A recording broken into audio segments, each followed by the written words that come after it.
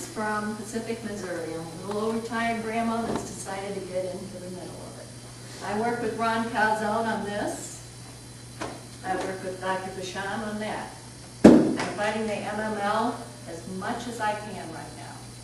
I just completed contacting all 660 member cities, asking them to adopt a proposed resolution to be accepted by each city council and sent to the MML to tell them to back out of our initiative petition process. The MML started out to be a very good thing for the cities, the small cities in the state of Missouri. It has turned to it has two faces. The original content, and now we have lawyers who accept money from big business, but they're using the MML name. And they have this one tied up in court right now. He's not expecting to get it out until Thanksgiving at the earliest, and he has to get signatures, just like Dr. Basham, by the end of April next year. He'll have 4 or 5 months to do it because they interfered. I'm asking each and every person in this room, download that resolution, go to your councilman and get them to adopt it and get them to back off. The lawyers in this Missouri Municipal League is putting out propaganda to the cities, asking them to invest our tax dollars to stop initiative petitions. They have something out that's on their website, Red Alert. They sent it to every city in the 660 members, asking them to do everything they can to stop their citizens from signing this petition. That's not what they're there for. I have a website. It's actually a blog. It's Missouri Municipal League.blogspot.com. And you can download this resolution there. Simply put your city's name and your city's mayor and alderman in it. I approached my city in Pacific. I found out that my lawyer who represents my city, his firm and him also represent the MML. Conflict of interest. I've been to the city council 3 times trying to get this through. I've had Elliot Davis there. I've had Ron Calzone come and speak. I'm doing everything I can. I'm so angry. I've also been on the radio talking about this, trying to get it across the state. I have letters to the editors now that I'm putting out saying, people, get off your butts and get up to city council and try and get this stopped. Because that's a constitutional right to initiative petition that they're holding up in court. It's already been approved by the Secretary of State more than once. That's all I have to say. Okay, I have a question for you. Okay. Can you tell everybody how much towns and cities pay in annual dues? $225 per city, plus 95 cents per person in your city. And cities don't make money, do they? They don't create money. I mean, they get all their money from taxes, so whatever they spend it on is tax dollars.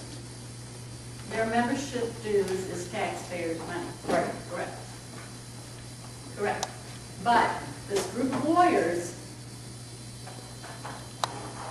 that say they're affiliated with the MML and they think they're heroes for all the cities because their most recent supposed accomplishment is that they got the AT&T settlement. And about half those cities will get a large part of that money. They say that that's why they can justify some of this other stuff they do, because they do so much good. That's what my councilman said. Why would I want to do that? Look what they just did for us. And my answer to that is, well, you're dealing with the devil then. You're willing to sell your soul, my constitutional rights, so that you got this little chunk of money that maybe you would have got anyway, if you'd have done it the right way.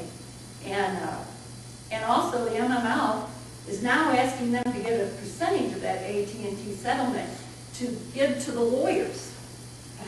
You know? So it's just getting worse. So your tax dollars are paying for the lawyer that's going to fight against you? No. Exactly. No. They say MML is a non-for-profit group. That money goes supposedly to educational purposes. Okay, the lawyers that represent MML, they are taking money from big corporate businesses. They're taking it from the utilities. They're taking it from the Missouri Chamber of Commerce. They're taking it from large building groups. You know, I can't find the full list of who they're getting from. It simply says, we take this from corporate, we don't take it from the Missouri Municipal League dues. But we're using their name. And they're hired by the MML, Yes. a not-for-profit, to use money that they're asking now for money that they would receive from the lawsuit that they won, Yeah, to give back to them, They're asking for a fee. because they received their fee already, correct? They got paid to represent them, A very large portion, I might add. and now they're asking for more.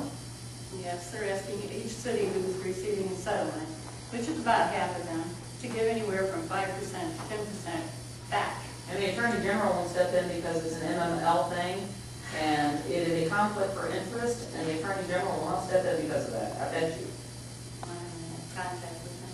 I would be contacting them. Right now, I've pulled all of the statements that my lawyer in the city of Pacific, he just so far this year, he's received $175,000. You make more than me, that's not We're just fair. a little bitty town, so what I gotta do next, since they represent the MML, is, I'm gonna do an audit. I have to have you do it, actually.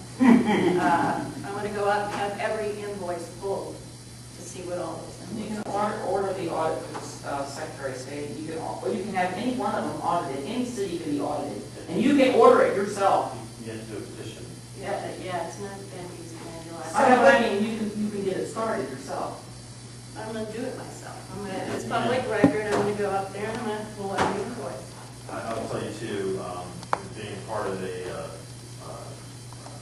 audit of a city, because I actually provided documentation to the auditor over probably 13 hours. One the person who's doing the audit, their performance audit, they don't necessarily go down to the detail that you guys really would like. Right. And I can also tell you that the report that for O'Fallon, about 90% of what was in that report was stuff that I handed him, not things that he uncovered himself. And there was a substantial amount of really incriminating materials that he didn't even touch on in an audit. So I wouldn't have paid for the audit. the audit was $50-something thousand in the city. Well, they just recently completed an audit, but I'm looking at this lawyer.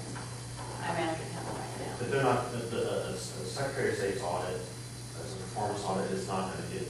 The Secretary of State's audit is someone that is hired by the state, which is affiliated with the state, which again should be a conflict of interest doing an audit. You have to hire an outside accounting firm to come in and sit and do the audit, and that should be volunteered by the state if it's a conflict. They just recently did it. I'm not looking at the whole picture of the city of Pacific. I'm looking at this Specifically, lawyer whose firm represents the MML. I'm after him. Now, you mentioned that initially the goals of the MML were good, and it started off as a good thing. Now, over the years, it's become something different. Yes. Now, do you know who Gary Markinson is? Yes. Okay. He was the #1 person at MML Yes. for 30 years. So is he to blame for the metamorphosis into the beast that it is, or I can't not? say that. How would I know that? Well, I don't He's got to be know, part but of if he's it. the head of it for Well, 30 he's got to be years. part of it, and he's quite aware. I keep him, I copy him all. I don't work behind closed doors. He knows what I'm doing. He and just he knows retired, and my city council passed a resolution commending him on his 30 years of service to MML. So you can see what I'm going to be up against when I go to the podium. He'd say, Yeah, "Go but down if against you him." look at the